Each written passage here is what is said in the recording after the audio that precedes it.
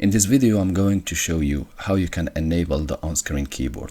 So if your laptop keyboard is not working anymore, I will invite you to plug an external USB based keyboard, and you go to the search loop and you type on-screen keyboard. Once you click on it, the on-screen keyboard is working and you can use it and use the mouse for typing whatever you want. If you want just to turn it off or to cancel it, you just click on close and it should go away.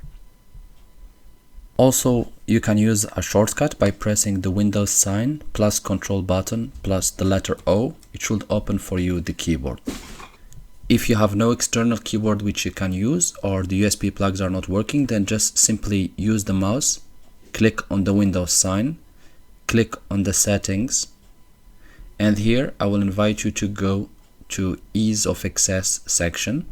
Click on it and scroll down on the left, and here you see keyboard, and here we are just going to click use the on-screen keyboard.